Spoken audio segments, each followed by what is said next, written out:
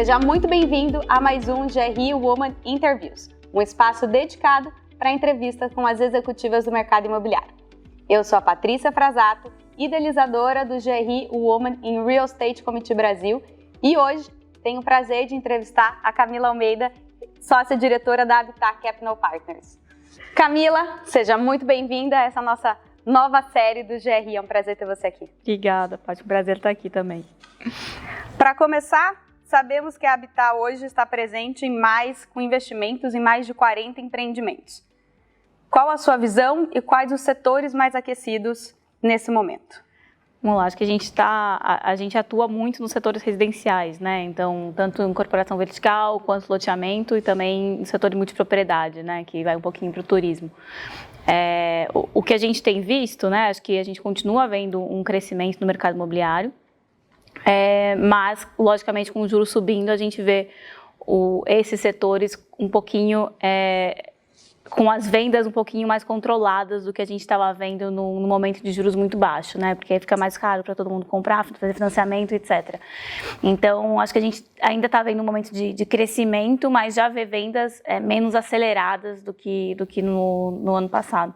E o que a gente tem visto são algumas regiões mais aquecidas, né? Então, algumas regiões que têm um delay, assim, do que a gente vê em São Paulo, que geralmente reage mais rápido, e aí, como a gente atua no Brasil inteiro, tem algumas regiões mais afastadas que elas têm um delay, estavam com muito estoque e aí agora começam a ter um pouquinho mais de lançamento. Então, eu acho que é mais em termos de região dentro do residencial do que o setor específico, né? Perfeito. E falando de região, então, tem alguma que está hoje no foco de vocês? Tem alguma região principal para esses ativos? A gente atua no Brasil inteiro, né? Então a gente investe, na verdade, em todas as regiões do Brasil. Hoje a gente está mais concentrado no Sudeste e Centro-Oeste. Centro-Oeste muito pela questão do desenvolvimento relacionado à agropecuária, né? Então, a gente vê que o Brasil ainda é um país muito agro e a gente vê esse reflexo na demanda por habitação no Centro-Oeste. Então, a gente vê muito a questão do PIB, né? Crescimento do PIB muito alto em algumas cidades. Então, a gente vê essa região específica como muito promissora. Mas a gente ainda está vendo no Nordeste muito a questão como eu falei, né, das fases diferentes. Então, agora tendo mais lançamento, realmente superando um momento que estava com muito estoque ainda e tendo novos empreendimentos lançados.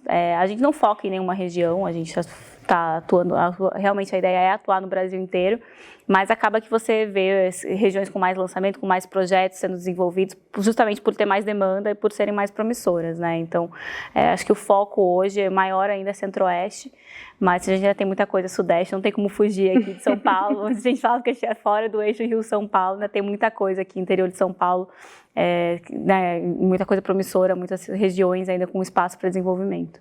Que fatores explicam essa característica? E você diria que a securitização é uma ferramenta de democratização do dinheiro? Acho que os fatores que explicam foi que a gente sempre buscou isso dentro do fundo, né? A gente sempre buscou não ficar sentado aqui na Faria Lima e realmente buscar outras oportunidades no Brasil afora. Regiões, como eu falei ali, que são do agro, né, que realmente tem esse potencial de desenvolvimento e que muitas vezes passam despercebidas. Então, acho que a securitização, ela traz um pouco disso, né, traz acesso ao mercado de capitais, a funding para empreendedores do Brasil afora, porque realmente quando você está falando com um banco, com uma instituição financeira que não seja, né, um fundo de investimento, ele vai acabar focando no que está mais fácil, mais próximo. Então, muitas vezes, esses empreendedores nem tinham acesso a uma linha de capital de giro, né, a recursos, para realmente, não só para a questão de não ter recurso para fazer o projeto, mas para ganhar escala, né, para conseguir realmente melhorar a margem e desenvolver essas regiões. Então, eu acho que a securitização, ela traz, sim, uma democratização, né, no desenvolvimento de algumas áreas que sem ela ficariam um pouco mais esquecidas, vamos dizer assim. Excelente. A securitização é uma prática muito comum em loteamentos e agora também em multipropriedade, esse modelo específico aí de hotelaria.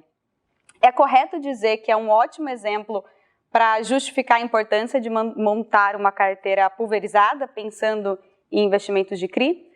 Acho que sim, né? A gente teve a pandemia e acho que a pandemia ela mostrou, enfim, na raça, na veia, das pessoas a necessidade de diversificação, né? Então, a gente teve tanto nessa questão comparando loteamento com multipropriedade, que são os focos do Habitat.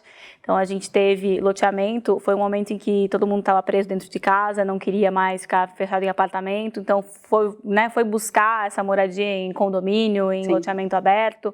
Então, a gente teve realmente recordes de venda. Claro que também teve a questão dos juros baixos, né? Então, o pessoal busca o imóvel como investimento, então acaba tendo essa relação também. E, em paralelo, a gente teve multipropriedade, que nesse momento de pandemia, os principais centros turísticos, muitas cidades até fecharam, né? Então, os hotéis fechados, e com isso você teve muito impacto na venda, né? Então, geralmente a venda de multipropriedade, ela é aquela venda mais de impacto com stand de venda num lugar turístico que está atraindo, então, ou num parque aquático, ou no centro de Gramado. E aí, se você não tem um movimento turístico nesses lugares, você acaba vendo um impacto grande na venda. Além do que, não é a primeira residência, né, de alguém. Então, assim, quando você está num momento de pandemia que muitas vezes tua renda está sofrendo, você vê ainda um impacto ali em inadimplência, apesar de das carteiras terem navegado bem. Mas eu acho que foi um exemplo muito claro para a gente, dos dois setores que a gente atua, como eles podem lidar diferentes com o momento de estresse, né? E acho que a gente viu isso em outros setores também, né? A gente teve shopping que ficou fechado e logística que a gente teve, enfim, comércio online bombando e logística indo super bem. Então, acho que isso foi visto no mercado imobiliário como um todo, a importância dessa diversificação. E agora? A gente tem uma inversão desses cenários. Você pega o residencial, que está dando uma caída um pouco em vendas, e multipropriedade, com os destinos turísticos cada vez mais consolidados. Acho que a gente vê uma estabilização, né? Eles se encontram ali no meio do caminho. Exato. Mas a gente viu realmente multipropriedade, tanto o lançamento de novos projetos, quanto, acho que, por um lado, você teve a questão do turismo fechado, e depois, quando começou a abrir, o pessoal não podia ir para fora ainda, então, essa retomada um pouco do turismo nacional, assim, que contribui bastante para o setor, né? E loteamento, realmente, os juros mais altos um pouco, acaba que quem ia buscar como investimento acaba tendo outras alternativas que talvez façam mais sentido. Então, a gente acha que dá uma equilibrada ali, não necessariamente uma inversão.